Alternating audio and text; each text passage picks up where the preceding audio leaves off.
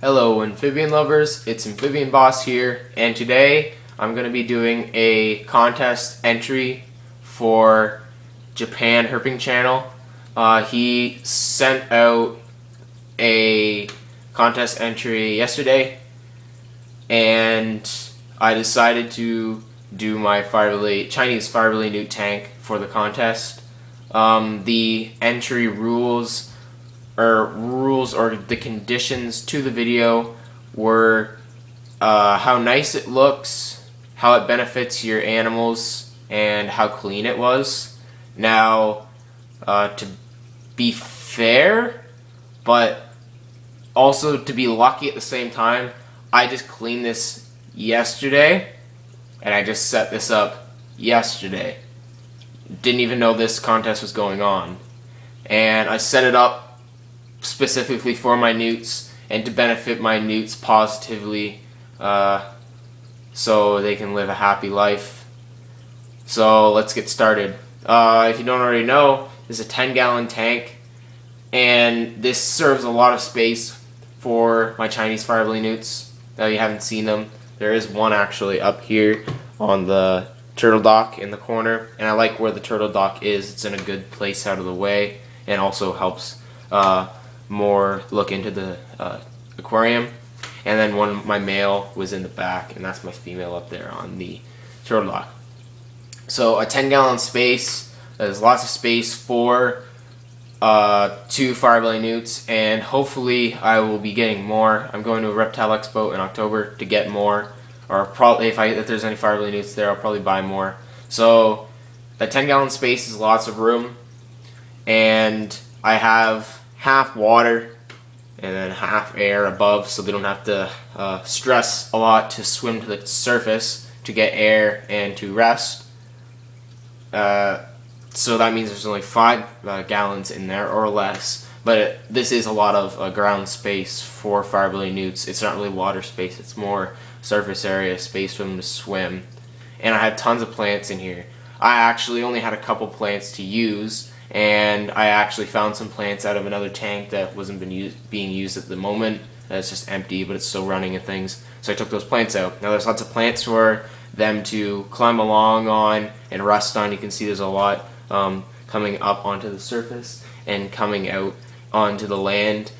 Gives them lots of space to climb out on and hide and hide behind, and it makes it look a lot nicer. There's some underwater plants here and here. There's also a beta leaf for them to rest on also, and there's some up on the land just to make it look a little nicer.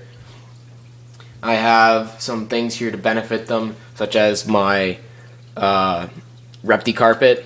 I cut this to size, and I use Repti carpet for a substrate because it gives them the surface to grab a hold of. It looks nice, it looks like a muddy bottom, and it doesn't keep the tank dirty as much, and they can't ingest it. It's just one piece of plastic. It's not a bunch of gravel that they can eat. And there's a little pieces of gravel in there that just dropped in, but they're too big for them to swallow. They're not axolotls or paddle-tail newts or anything that have larger mouths that can suck them up. So they're a little smaller newts, so they can't really swallow large pieces of gravel like that.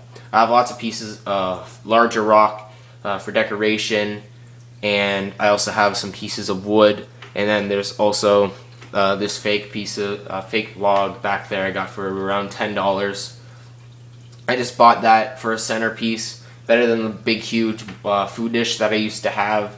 It's way better for them. They can hide, and they benefit more by it than having that giant water or food dish in the middle. And actually I have this new food dish here, and that serves the exact same purpose. It's just smaller, and they didn't really use a lot of their big food dish, so this will actually help them and benefit them way more.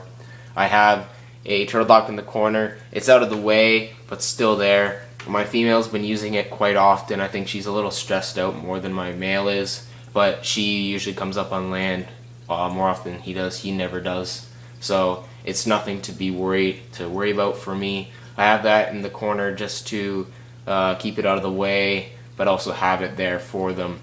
Back in the backs here I have 2 different hides. I have a coconut hide that I made especially I have a bunch of them laying around. They're useful. And I also have this rock hide back there. And I will move this up a bit. If you can't see, I have a screen lid so they can't escape, and insects can't escape if I put them in there. It's not really useful for anything. They're not really the best climbers, but it does help. And I also have a small dome light with a incandescent curly bulb in there. It doesn't produce any heat, just makes them light, gives them the day and night cycle that they need, and makes the tank look a lot nicer. And I'm actually going to remove my camera here. And the most important thing for these newts, oh, you can't see it, 70 to 72 degrees, let's say that.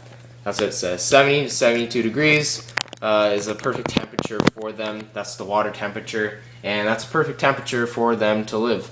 And that's basically it. Hope you like my contest entry. I might be doing a contest entry for a buddy of mine. Of course, you can send them the prizes to me, and I'll give them to him personally. It's for Crested Gecko, and I'll show it to you if it's possible. Thanks for taking this offered video to your channel, and I hope you think of me as a contendant for winning the prizes. So, thanks.